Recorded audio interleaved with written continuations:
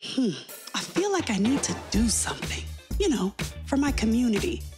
How can I use all of my resources I have the perfect idea.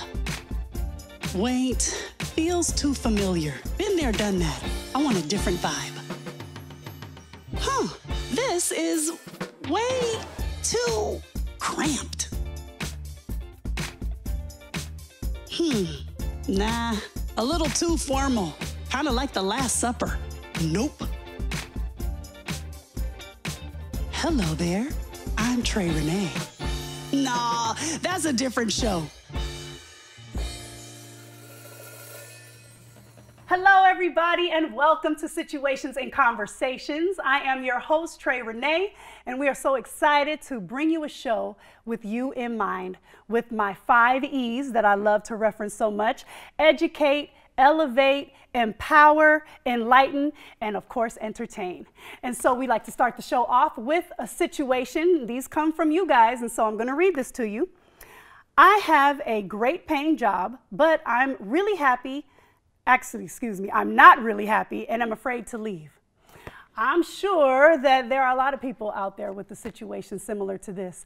And so today, I am so excited to have a guest who can speak directly to this and then some. Her name is Kristen Ingram, and she is of Plus One Society. Let's welcome Kristen to the show. Hey, Kristen. Hey. Okay, so first of all, I want to say thank you so much for joining us. I know that you are jet setting. You literally just landed. And so this is your first stop. This is the it. Situations and Conversations show. So Thank you very Absolutely. much. Absolutely. It's my pleasure. I'm so excited to be here. This is fabulous. I know. I want to get first into of all, it. you look I was going to say, fabulous. let's get into it. Okay, I got look, to rotate. We're going to, girl, because this situation that some people have referenced about having a good paying job and feeling like they're unsettled, they're not fulfilled, and then want to leave but are afraid to do so. Right. I know that you can definitely speak to this. Right. You have one of the stories that makes me smile.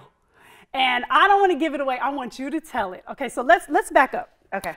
So you are someone who is clearly accomplished in business, and you worked for a very well-known organization.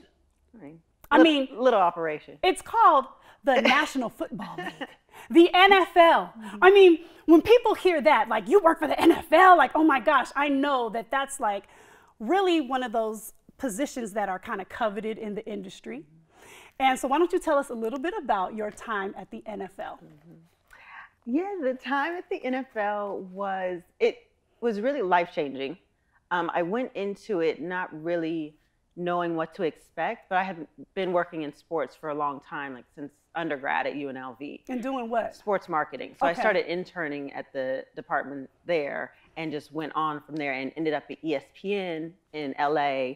And then the NFL came and recruited me. And so I was thinking, okay, I'm like a basketball fan, but football's all right. Okay, You know what I mean? I was okay, like, so yeah, then yeah. I was like researching like teams and players and understanding what's going on, because I figure if I'm going to interview, I should probably have a little information. Background. wouldn't Yeah, a hurt. little bit. And then I was like, I won't be so close to it because I'm not really a fan of football. I'm a basketball fan, so then I can separate it, Okay. in my mind. And so when I went in and went through the process, got the job, obviously, and started, it felt a little bit like a bait and switch. Oh, tell me about it. Because what you feel like is what you said when you hear NFL, and then you think Pepsi halftime, then you get Beyonce. Shout out right? Ivy Park. You know what I mean? Looking good. And you think there's this glamour and cachet to it, Yeah. right? So when you go inside, it's like going inside of a beautiful house, but the house isn't built yet. Oh. And it needs to be remodeled Okay. on the interior. Okay. So you figure out all the things, like there's some stairs missing here. This door don't work. The water's not running. You know what I mean? And things like that. So then you have to navigate who you're going to be inside of this operation. And so for me, the first year was really a bit of a challenge to figure out, am I even going to stay here? Can I make it here? Really? Like Yeah. that, right? Pretty much out the gate. Yeah, out the gate. Okay. Out the gate, because I really live a life of service and I have to feel like where I'm planted is where I'm contributing. And I just didn't see a route to do that straight away. Even though the position that you had, what you were hired for, which was also what, entertainment marketing? Sports affiliate marketing. Okay. So I handled all the Comcast, Time Warner's, Dish, DirecTV. Okay. It's called affiliate marketing, which you know about, obviously, being in media.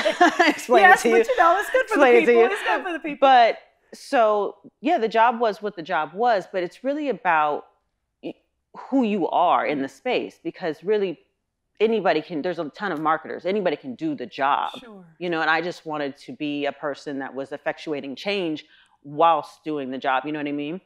And so, you know, I was there for 5 seasons, so obviously I got through that first year. But that first year, that rookie year, oh, I like that, the rookie. Oh, year. That rookie year was something serious. Yeah, it so was you like, had a major learning curve. Yeah, and you experienced some things where everything looks all glitzy and glamorous on the outside, but when you got in there, you realize, and I think a lot of people experience that. You know, there's a lot of high-profile companies, and they all look all shiny and glittery, but you get in there and you're like, okay, wait a minute now. It's not all what it's cracked up to be. It's not, but I'll say that once I found where my niche was inside, and that was really not doing a really great job as a marketer, but establishing the relationships with our affiliate partners and creating campaigns and experiences for them, which allowed me to garner, you know, north of $40 million in earned media value. Okay.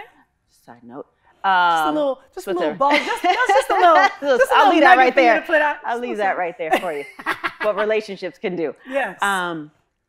You know, there was an opportunity to really fill in the diversity and inclusion space, and so I was co-chair of the Diversity Council, and then I started running the community programs out of LA and created some resource groups internally, like our Black Engagement Network. I was one of the founding members there, and just all the things. And so it was me doing that work that really led to spur the idea of the agency to be in social impact 100% of the time. Okay, so let's talk about that, because now you're getting to the good stuff. This story, you guys, I heard it like once, and then I had her tell it for my husband another time on FaceTime, random, I know. And then now for you guys. Okay, so you're in the NFL. Yeah. And now you found your groove. Yes. Right? Like, so you're doing, sounds like to me, way more than just your job title. Way more. But that's you, right? You want to be fulfilled in the position that you're in. I loved it. Yeah. And you're of service, right? So you're trying to do these community programs, you want to do all these things. What happened? Yeah. So then I built out a program / department / 5-year plan of what it could look like if I created a proper department that handled diversity, inclusion, and community impact and those types of things. And at the time, and this was back in 2016 going into 2017, the NFL just wasn't ready for that. And now, you know, fast forward, they ready. Tell it, girl. They ready, honey. No, they ready now. They ready. Know. They looking. And they need to have been. And so what that said to me was that I had served to the degree that I was called to serve in that organization.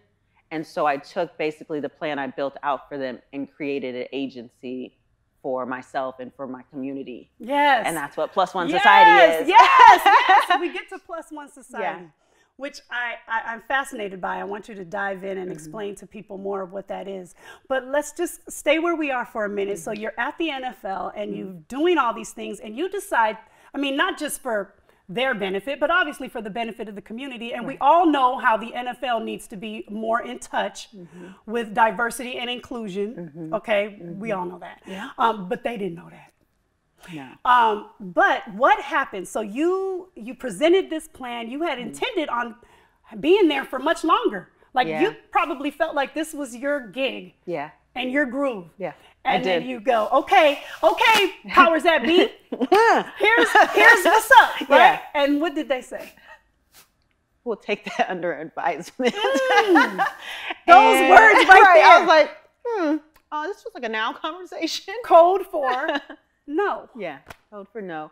And it took, you know, I gave them some grace too, you know, it's brand new. And so the thing with the NFL is not that they're disconnected intentionally. They're just so laser focused on something that they have blinders up to the holistic view of what their brand could be, how they could impact. And now they're coming, obviously coming around to the fuller picture. But at the time, it's just like, if you're just looking just like this, you don't see anything else. Right. You have these blinders on. And that's what it was at the time, because they just didn't have to be how they have to be now. Right. They weren't being forced to. Right. And so typically conservative organizations follow progressive ones. So they are a conservative organization. So now if you get an MBA doing things, then you get, maybe an MLB, and they're conservative too, but you get some zhuzh people and going and test the market, test the outcome, test what people are going to say.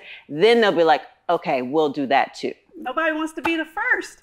Except not in those companies. Right, not in those companies. And then you have these wild card people, and there's a lot of people like me with the same attitude, same sensibilities inside, especially the NFL, I can speak to directly, but just in general.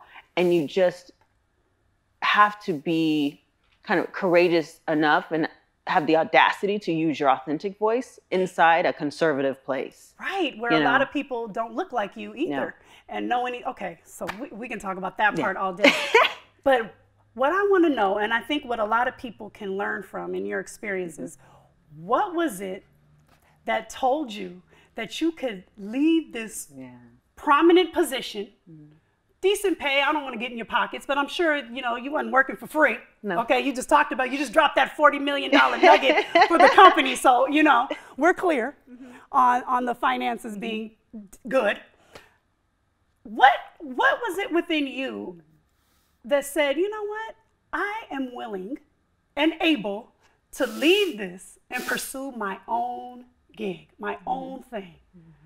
What is that? What was that? That's a great question. I'm trying to go back to the place where I heard the voice. And so there was a discernible voice, and all I can do is attribute it to God, because it wasn't me. Because to your point, the me of it, that's a scary position to be in. It's like, I want to do something. I know I can do something. I'm worth more than this. And to be like, well, I just bought a house also. You know what I'm saying? That part. Just bought it. Yeah. Year before. And I'm a single mother and all the things. All these things. In LA, we're not in the Midwest. These numbers are real out here. You're talking about serious cost of living. Yeah. And so I think I have to, two things. One, I have to attribute it to the voice of God and really leaning into that and just being like, okay, we're going to jump. Okay, let's do that. And two, my parents have built this net from the time I was young, like even in college, high school, going through, what life, have built a net where I feel like I can fly, because in case something happens, they'll catch me. Okay. And so I think there's a level of that subconsciously where I'm like, what, I move home? Bro, what's the worst that could happen? What's the worst that could happen? Well, that's really good. I think, a good nugget from that then is, even if people who are in the position right now, maybe they have families of their own and they don't feel like they can make that leap, right? To leave a decent or good paying job, a high profile position because they're not happy. And maybe make sure that you provide that for your children. Yeah.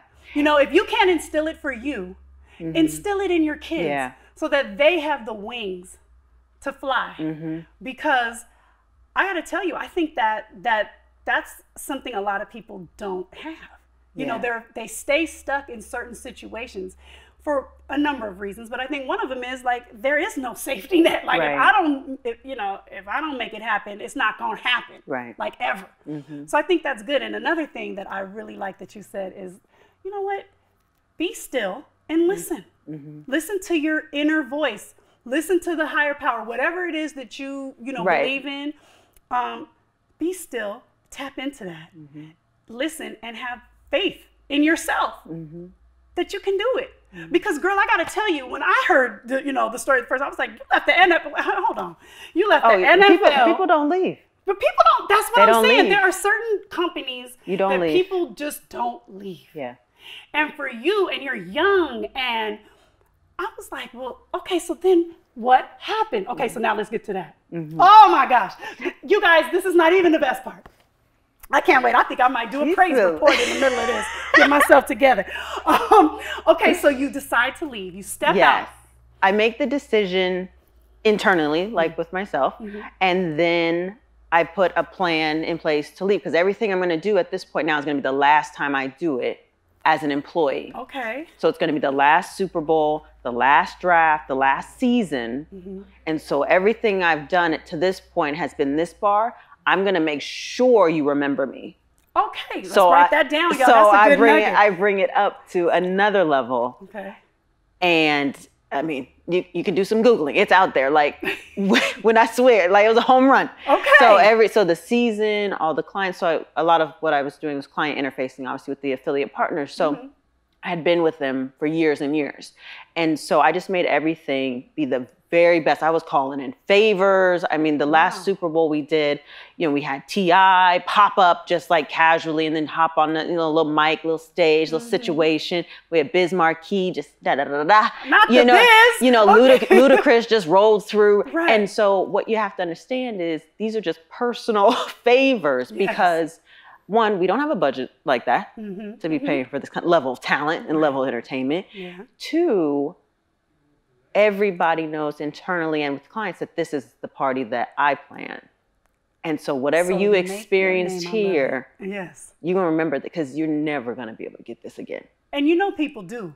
Because you can go back and think about, you know, times you've been at a certain place and you're like, man, I remember that. I remember that. I get texts to this day from clients like, when Super Bowl comes back, I was like, remember that party? Man. Like, you know? So that's a good tip. So how long did you stay after you knew in your spirit and had made the decision that you were going to leave?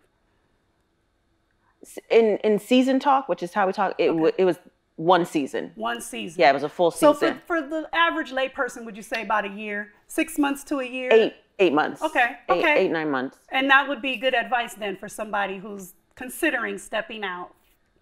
I think to the person's question and just general people thinking about stepping out. So I did another talk a few years after I left that was about entrepreneurship being overrated. And so there's one avenue where I think it is extremely overrated because the level of work that goes into it. It's kind of like the cachet of working at an NFL or a Google or something like that. Being an entrepreneur by title has a cachet to it.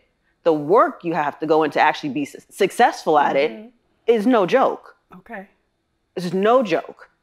And so I think that if I could have found a progressive company where I could live my best life and do my impact and get my folks up and, you know, and make it more equitable, I would do that.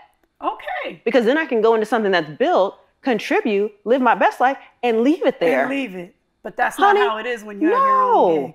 Right, I know. No. You see, I don't know if you can see these bags on this. I don't know. No, you know what I'm saying? Like, great, there's no, like, you don't sleep. You sacrifice everything. You sacrifice your time, your resources, you know, your relationships. The way I work and have to work now, it's, if you don't work with me, like day to day, you really don't talk to me. Okay. Right, you know, you're that busy. Yeah, and it's just it's my life. Yeah. So I don't have a lot of friends that don't work with me, or family for that matter. So I put this intention in place to be a 7-figure family-owned business because, you know, touch and agree. Okay, I hear that, named and claimed. Because I knew I had, again, a voice. Like, if I don't set that up, I'm going to make it on my own. And I didn't want to make it to the top and be by myself. Oh, okay. No, that's good. That's good. Yeah. These are good nuggets. Okay. So now let's talk about, now you've stepped out. You started +1 Society. Talk about what that is and what you set out to do. Yeah, so +1 Society is basically event production and marketing. Those are our houses that we live in.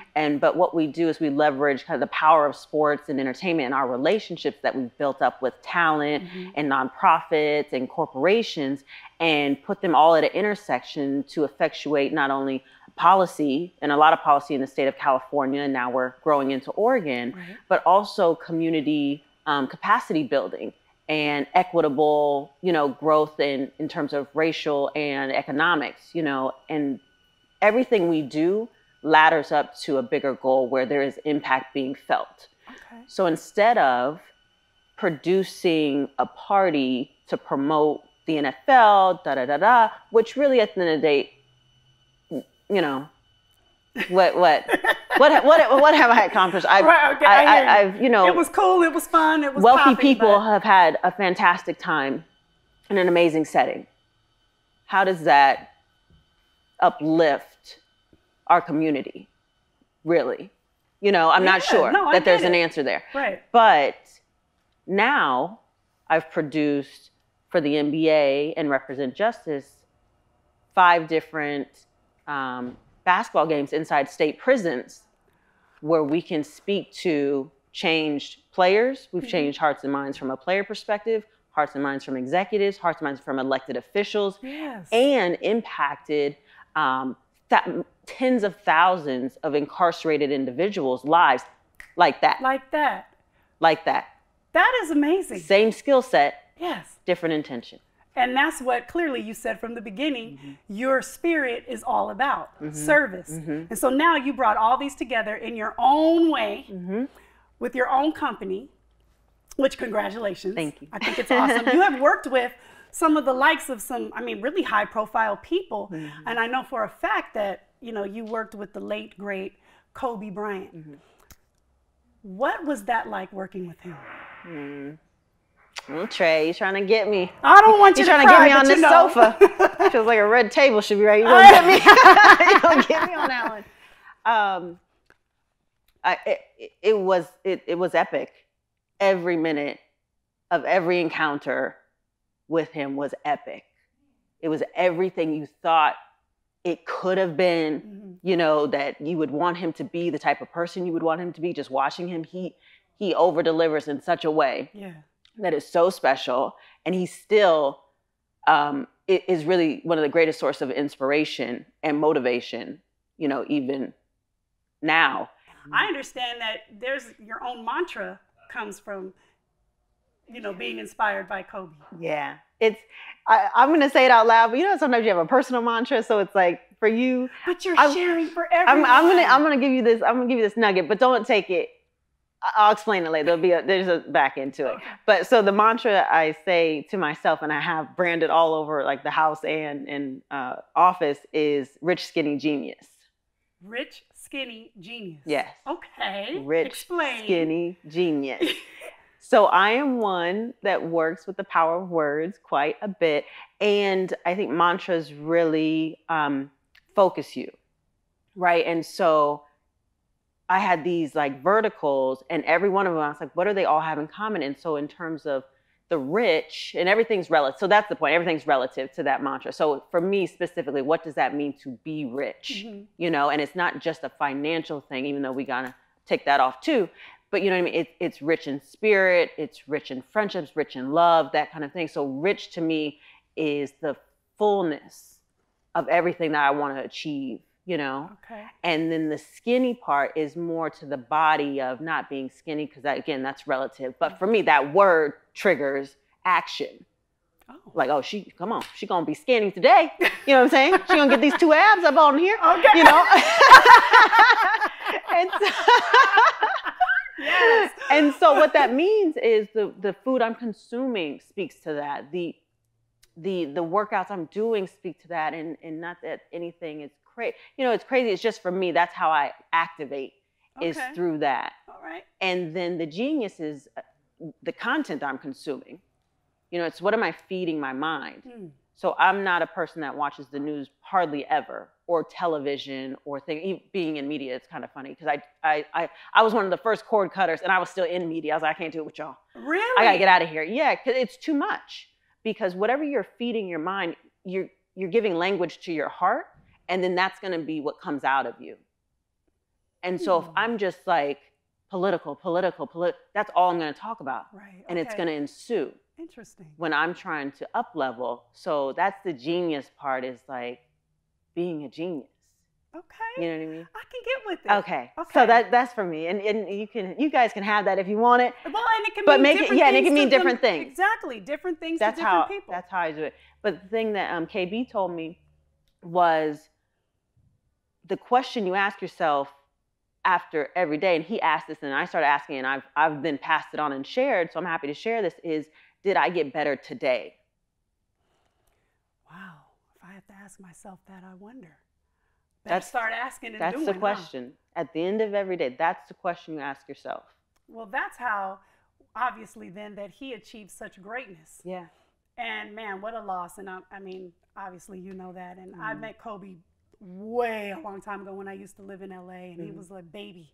And he was just as sweet and unassuming. Yeah. You know, he doesn't, as much as he could take up all the space in the room, he doesn't. He doesn't. He doesn't. Yeah. He actually is generous. And I think that, you know, whatever he passed on to you as an inspiration, and now you're passing on to all of us, is just more of a blessing off the court, you know, off the court. Now, you have also worked with another pseudo buddy of mine. Who? Common. Oh. Yes. Rashid. Common is one of those people who you just talk about lighting up in a whole room. A whole room. Now, he's the opposite.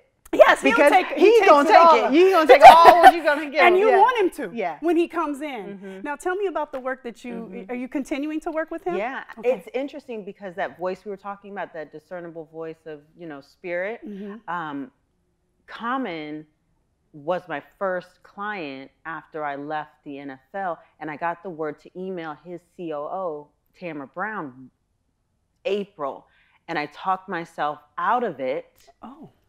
Because of whatever reason. I was like, nah, that job's not even open. You know, it's been too long. I'm not gonna, you know, it's gone. It's the negative self-talk. Yeah, I just talked myself out of it for whatever reason. And I swear to you, 2 months later, I was sitting in my daughter's room and it came up again. It was like, email her now. And I was like, I was talking myself out of it 2 months ago. It's really gone now. Like if it wasn't then, it like, really. What you talking about, Willis? Proper, it's gone. And so for whatever, I just said, yes, fine. So you be quiet. Yeah. And we stop having this conversation. I'll send her an email. So I sent Tamara an email I put a little press kit together. I was like, I don't know what y'all really looking for, but here's da-da-da-da. You know, fast forward, I'm on the phone with her maybe the next week.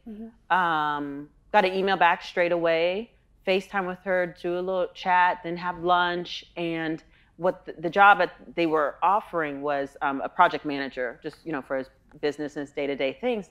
And in my mind, I thought, I can do any job.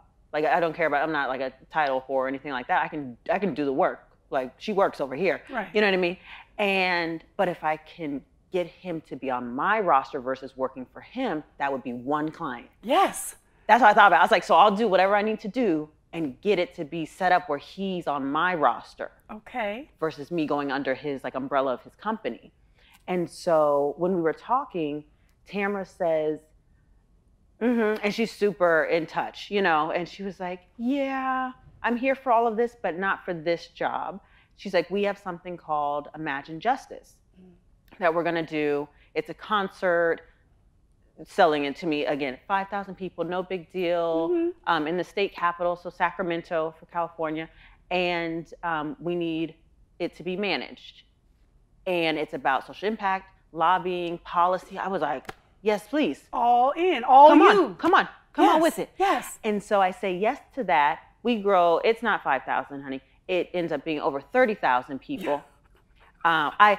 I have never produced a concert in my entire life. I have not only Common, I have J. Cole on this roster. I have Lettucey on this roster. Andra Day. What? You know, names upon names. Van Jones, my boy Devon Franklin comes through. And so I'm running something I've never run, which all I can say is that's when you say yes to the Spirit, is because I didn't have to know how to do it. I just kept stepping forward with what I had, and this manifested, and that was the pivotal point in when I understood how I could use the skills I was given to impact at a level that was astronomical. Because from that concert, we changed 4 policies from one day.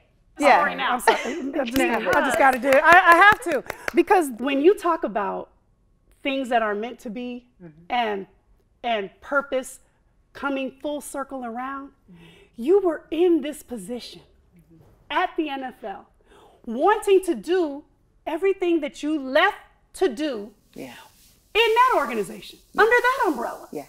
They weren't ready to receive it. Okay.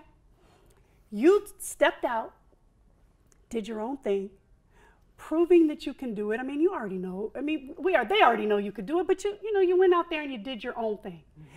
And then guess who comes a knocking? The same place that told you, nah, not right now. We'll take it under consideration. And now they got to pay you. Yeah. Now they've got to pay you because now this is your own business. You're not doing it under their umbrella as their employee. No. As already stated, you were already doing a million things, not necessarily your job title, but your purpose, trying to make that happen over here. But this is what I mean. This is the beauty of this. When you step out and you do what you're meant to be doing, the blessings will flow. Yeah, they will. The things will open up and they will happen for you. And you don't have to wonder because that's how it was always going to be. So the NFL comes back to you. Yeah. And just tell me what that was like. Yeah. It, it was kind of like, why do we have to do all this? I didn't have to do nothing. I had to get business cards made. I had to do none of that. Just causing me grief. Right, because this is what I gave you guys. I just said we could have done this at home. Yeah. And now it's like you had to move out. You know what I mean? And then it's like about proving the concept. Yeah. They want to see, can you do what you think you can do? And we're just gonna stand over here and watch. Right. And look. It's like, oh dang, she did that shit. You know? Yeah. Like she really did that shit. Exactly. It's like, maybe let's have her do a little consulting, like come back here and just help us out a little bit. And I mean, really, to their credit, it is slow motion, and obviously we wish everything moved a lot faster than it does. But they're stepping. Yeah. And that's all they can do. And there's so many avenues within the organization because every club also operates as its own independent business. All the different organizations, all the clubs. Teams. There's 32 all clubs and teams. It's cool. And you need to NFL speak. 32 clubs, but they're all independent. They're all different, and some of them, live in red states. Some are in blue states. Some have female coaches. Some don't. It just depends. But they operate differently. So some are more progressive than others. But as a body, the National Football League, similar to the NBA, sits over. But they don't really direct the clubs on what to do. Okay, they don't mandate them to do certain things. Okay. And here's the thing, here's the ownership nugget. When you own something, nobody tells you anything. They can advise you. Right. They can suggest things to you, but this is my club. Right. I'm gonna do what I want to do here. I own this thing. Right. Okay. You know what I mean? So I'll say just for us as a people, we need to get into an ownership mindset much more. Okay. Because right now we live on a consumer, like we consume everything. What do we own? Because that's when your voice comes to the table in a way that's equitable, is when you own what the guy across from you owns. I hope y'all are writing this stuff down because I certainly am. Ownership mindset. I'm all about it. Yeah. I'm all about it. And I love that you are dropping that nugget. Now, where do you see Plus One Society going now? I mean, how long have you been running your own company? In May, it'll be 4 years. Okay, all right. It'll be 4 years. And we're just growing, expanding. We just are finishing up a new deal with Amazon Studios. So we're getting into amplifying, uplifting Black content creators and our stories. And so we're leveraging, again, our power and position to do that. And so we have One Night in Miami coming out. I know, that's good. Yeah, well, that's I Friday. Know that this is Friday. Yeah. This might be a little late when you guys see it, but hopefully you've seen the movie by now. Yeah, That's exciting. So what are you doing with that? Yeah, so we do influencer marketing for content projects.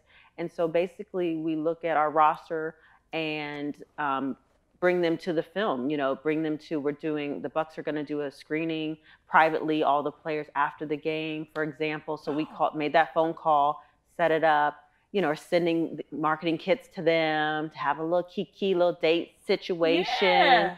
you know, and a lot of other players and things, and we just bring them into an awareness of what's going on and why this is important. I just spoke with Curtis Conway the other day. It was Layla Ali's husband. They're going to do a family night screening of the film at their home. Oh, that's awesome. I mean, really just special kind of magical things happen. Yes. Oh man, this is exciting. I'm so excited for everything that you have done, the inspiration that you can be and are for other people to step out and do their own thing. I can see Peds nodding over here and on location over here at Home Place. And I am just excited for what Plus One Society is going to do beyond. Beyond. Just I want to be a part of it. Thank you. I am inspired by what you're doing, what you have done, and I know that you are for other people. Thank you. So I hope you see yourself that way. Thank you. I mean, I receive that. Definitely. Put that on the board wherever else you are. You are definitely an inspiration. If that wasn't something that you set out to, that's already in you.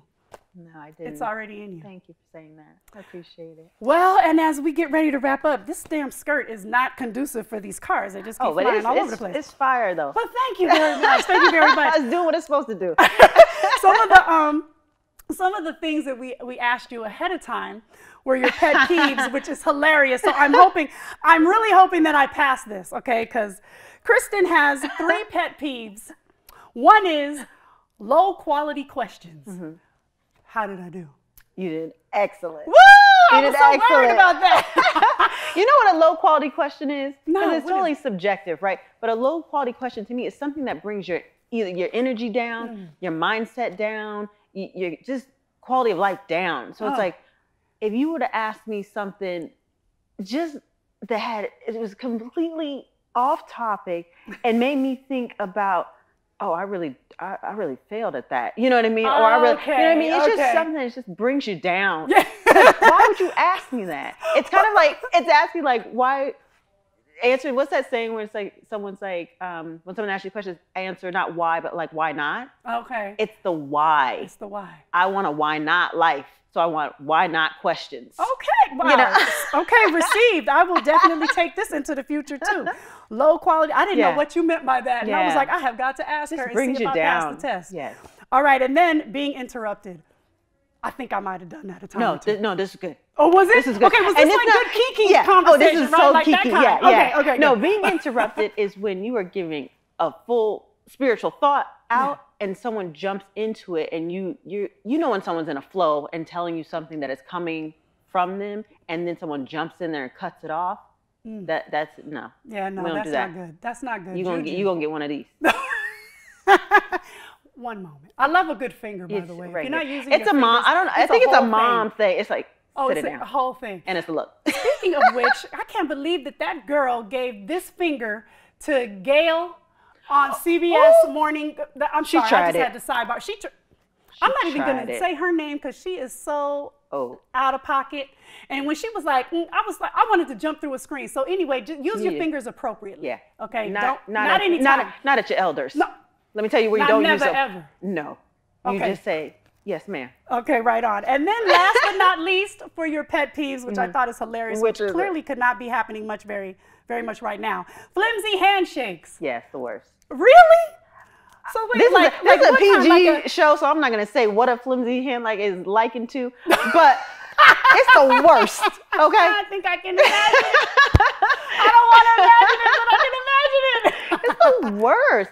And I'll tell you, I taught my daughter from the time she's probably 4 years old how to shake someone's hand properly. Oh. Because I hate it so much. And because of what it says about you, and I'll say men that can't drive. Oh. It says more about you than you think it says. Really? Yes. Men that can't drive? I'll break up with you in a heartbeat. Try it. I don't want to shout out my college boyfriend that happened to. Not being able He knows now. Yeah. No, he knew then too. Oh. He knew.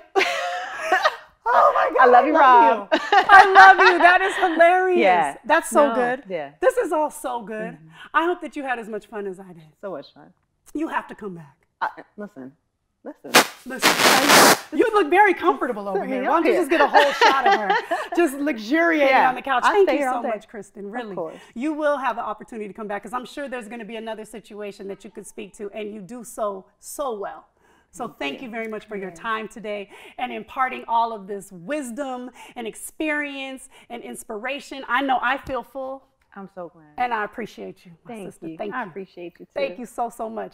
Oh my gosh. And you guys, thank you so much for hanging out with us. I do love and appreciate you as well. And if you have a situation that you want to have a conversation about, please hit us up. There's all sorts of ways. Right there in the comments, do what you got to do. Run that comment. And we would love to hear from you. And until then, I think this world would be a better place if you, when you think me, think we. All right, we'll see you next time. Bar. Bar. Yes, I do like that.